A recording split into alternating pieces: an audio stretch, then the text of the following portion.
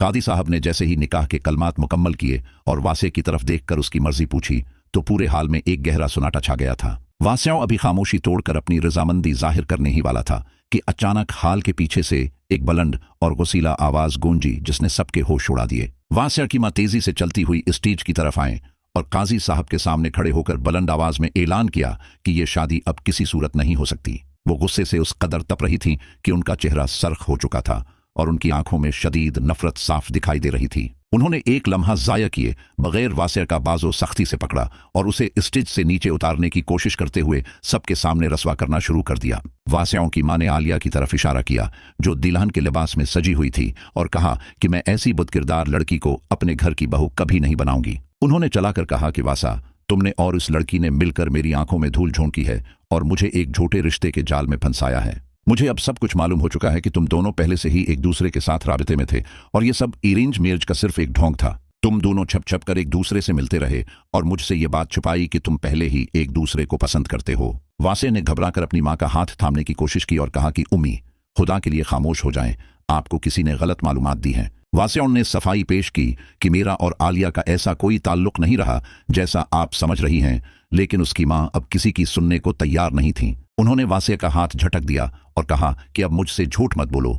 तुम्हारे इसी झूठ ने आज मुझे सबके सामने सर झुकाने पर मजबूर कर दिया है। मैं उस घर में बारात लेकर आई थी क्योंकि मुझे लगा था कि ये एक बाइज्जत खानदान है, लेकिन यहाँ तो सबने मिलकर धोखा दिया है। आलिया के वालिद ये सब सुनकर सकते में आ गए। वो अपने उनसे पूछते हुए वासे की मां के सामने आए और अपने हाथ जोड़ दिए। उन्होंने बड़ी आजिज़ी से इल्तिजा की कि बहन जी, आप जो कह रही हैं वो सच नहीं है। मेरी बेटी बहुत मासूम है, उससे ऐसा गुनाह कभी नहीं हो सकता। उन्होंने कहा कि अगर आज ये बारात यहां से खाली हाथ वापस गई तो मेरी बेटी जीते जी मर जाएगी और हम किसी को मुना दिखाने के काबिल नहीं रहेंगे। मगर वासे की मां के दिल में रहम का कोई गोशा बाकी नहीं था। उन्होंने आलिया के वालिद को मुखातब करके कहा कि अपनी बेटी की तरबियत पर गौर करें जो गैर मर्दों से ताल्लुक रखती है। उन्होंने दो टोक फैसला सुना दिया कि मैं अपने बेटे का निकाह ऐसी लड़की से हरगिज़ नहीं करूंगी जिसका किरदार मुशकूक हो चुका हो। वो वासे को जबरदस्ती घसीटते हुए हाल से बाहर ले जाने लगे और पूरे खानदान को हुक्म दिया कि अभी इसी वक्त यहां से बारात वापस लेकर चलो। हाल में मौजूद मेहमानों के दरमियान तरह तरह की बातें शुरू हो गईं और आलिया वहीं स्टेज पर बैठी फूट फूट कर रोने लगी। आलिया की मां सदमे की वजह से फर्श पर गिर पड़े और पूरे शादी हाल में खुशियों के बजाय मातिम का मंजर बन गया। वास्याओं बार पीछे मड़कर आलिया की तरफ देख रहा था, लेकिन उसकी मां की गिरफ्त उसके बाजों पर इतनी सख्त थी कि वो बेबस होकर रह गया। वासे की मां ने कहा कि वासा, अगर तुमने आज उस लड़की का साथ दिया तो मेरा मुरा हुआ मुना देखोगे। तुम्हें मेरे साथ अभी उसी वक्त चलना होगा। इस धमकी ने वासे के पांव जंजीर कर दिए और वो बोझल कदमों के साथ अपनी मां के पीछे चलने पर मजबूर हो गया, जबकि उसका दिल वहीं आलिया के पास रह गया। दूसरी तरफ फरीहा की जिंदगी में भी एक नया तूफान आ चुका है। उसे अरसलान के उस भयानक धोखे का पता चल चुका है जो वो बरसों से दे रहा था। फरीहा को मालूम हो गया है कि अरसलान की पहले से एक बीवी और एक बच्चा मौजूद है और उसने फरीहा से सिर्फ इसकी दौलत की खातिर शादी की थी। फरीहा ने उर्सिलान को रंगे हाथों पकड़ लिया और उसके सामने तलाक के कागजात रख दिए कि वो अभी इसी वक्त इस दूसरी औरत को अपनी जिंदगी से निकाले। उर्सिलान उस वक्त बड़ी तरह फिंस चुका है।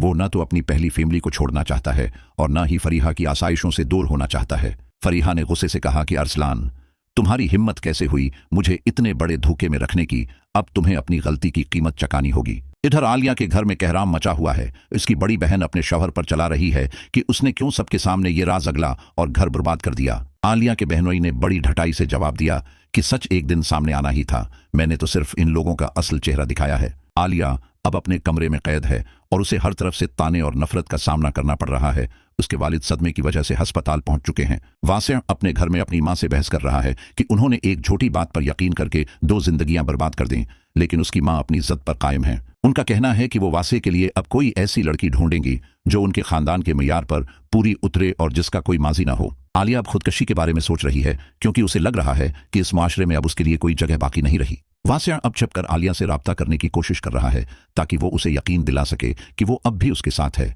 लेकिन आलिया अब उस पर यकीन नहीं करना चाहती। आलिया को लगता है कि वासे ने अपनी मां के सामने उसका दिफा नहीं किया और उसे भरी महफिल में तन्हा छोड़ दिया, जो उसके लिए सबसे बड़ा दुख है। कहानी अब एक ऐसे सनसनीखेज मरहले में दाखिल हो गई है जहां अरसलान की मुकारी और वासे की बीबसी रिश्तों को बिखेर रही है। फरीहा अब अरसलान से बदला लेने के लिए किसी भी हद तक जाने को तैयार है और वो उसकी पहली बीवी से मिलकर उसे बेनकाब करना चाहती है। अरसलान अब फरीहा को मनाने के लिए नए नए झूठ बोल रहा है, लेकिन फरीहा अब उसके जाल में दोबारा आने वाली नहीं है। आने वाली अक़सात में हम देखेंगे कि क्या आलिया इस बदनामी के बोझ से बाहर निकल पाएगी और क्या वासिया अपनी मां से बगावत कर सकेगा। ड्रामा हम नवा की ये कहानी अब जज्बात और इंतकाम के एक ऐसे मकाम पर है जहां हर किरदार का असल इम्तिहान शुरू हो चुका है। क्या आलिया के वालिद अपनी बेटी को मुआफ कर पाएंगे या वो भी उसे इस बर्बादी का जिम्मेदार ठहराएंगे? ये सब जानने के लिए हम नुवा की अगली किस्त का इंतजार करें, जहां हक और बातिल की ये जंग एक नया रख अख्तियार करेगी। रिश्तों की इस टूट फूट में अब जीत किसकी होगी ये वक्त ही बताएगा, लेकिन फिलहाल हर तरफ उदासी और पिछतावे के साए हैं। वासिया की मां ने बारात वापस ले जाकर जो आग लगाई है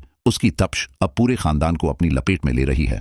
आलिया अब एक ऐसी खामोशी में चली गई है जो किसी बड़े तूफान का पेश खेमा लग रही है, और उसकी ये खामोशी सबको डरा रही है।